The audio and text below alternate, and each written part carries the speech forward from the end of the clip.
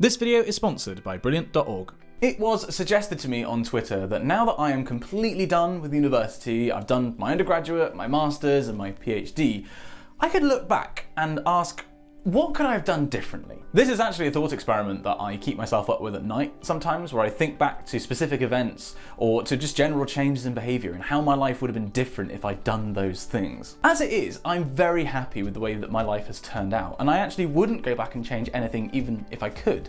But if you were to send me back to my undergrad and you gave me two objectives, to maximise how happy I was during my undergraduate degree and to maximise the grade that I got at the end of my undergraduate degree, then I have identified 5 things that I would definitely have done differently.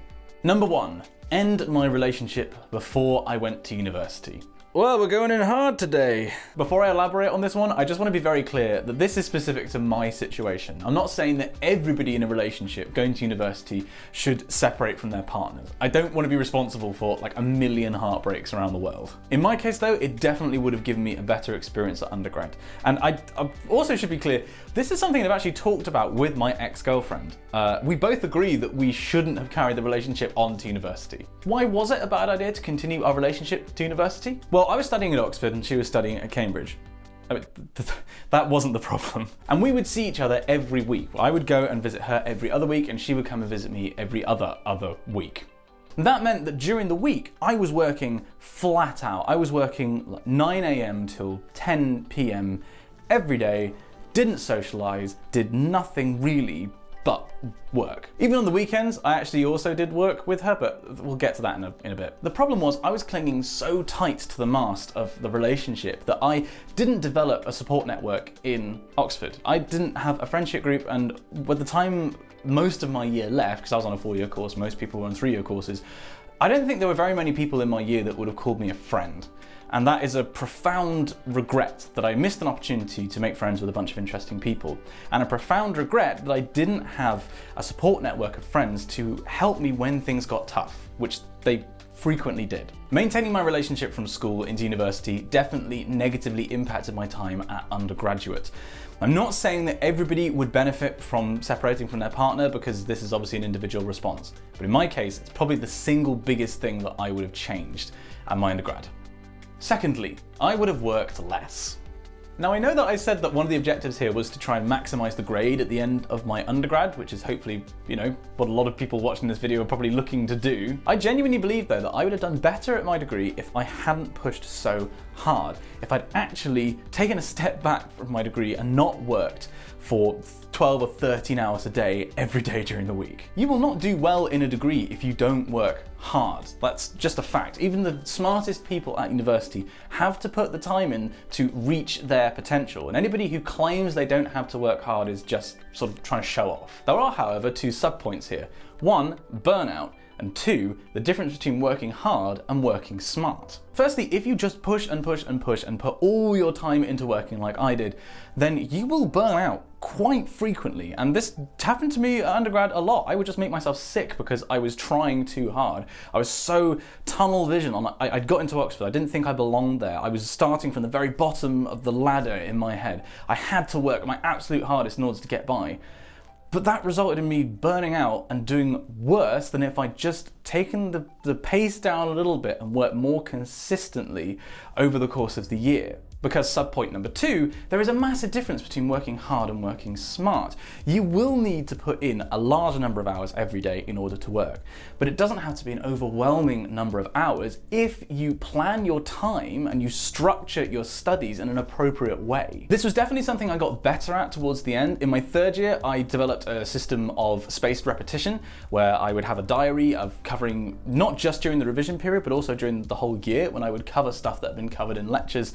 And I did by far the best academically in my 3rd year, partly because of that technique. This is something that I would make a video about, but frankly, Thomas Frank, noted member of the smart YouTuber mafia, already has an entire YouTube channel full of fantastic videos on this topic. So if you're interested in working smart rather than hard, definitely go check him out. The fact that I persisted in working myself into the ground and that I developed this mental image of me being at the very bottom of the academic ladder, and I had to just grind by putting more and more hours in to get to the top, rather than thinking about how I was doing it, remains one of my biggest life regrets. So if I was to go back to my undergraduate, I would stop worrying so much about how many hours I was doing during a day and worry more about how I was maximizing the efficiency of the hours I dedicated to studying.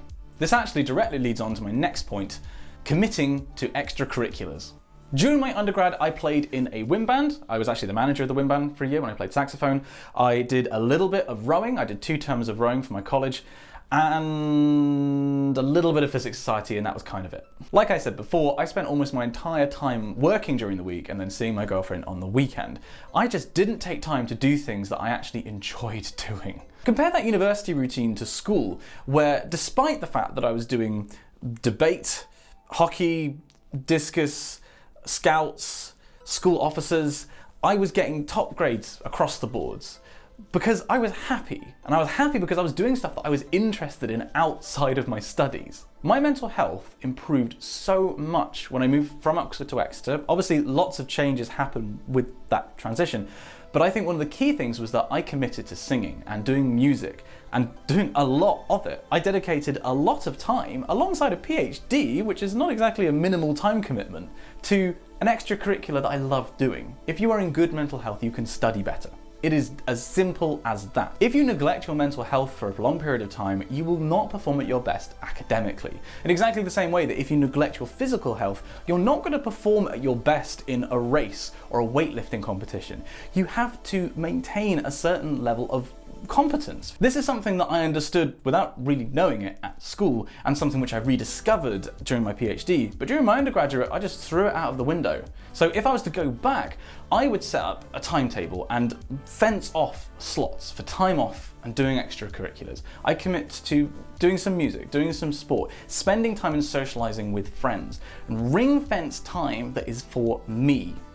This actually sounds an awful lot like advice I was given at the time and I just ignored. Taking these 2 most recent tips together though, I would absolutely create a schedule and stick to it. I would have a large number of working hours during the day, but also ring fence time for doing other things. It genuinely makes me angry to be saying this now, because I heard this advice and I just chose to ignore it at the time, and I can see in retrospect how wrong I was. So if you're a current undergraduate, or if you're going to do undergraduate soon, heed this advice. Don't make the same mistakes I did. Tip number 4, find a study group.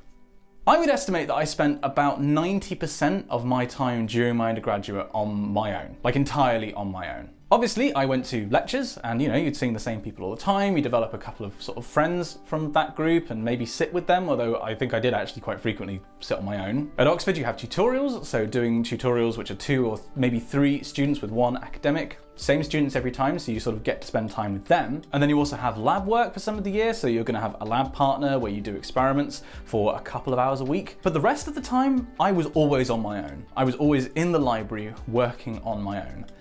Always been a bit of a lone wolf. I already mentioned that during my undergraduate, I had this mental image of me being at the bottom of the academic ladder. I came in as the worst student on my course, and I had to work my way to the top.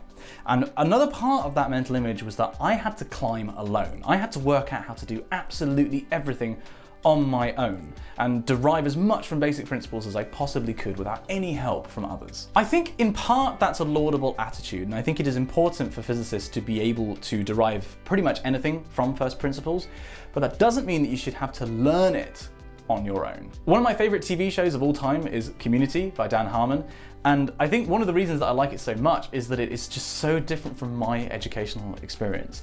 I have never really been part of a study group.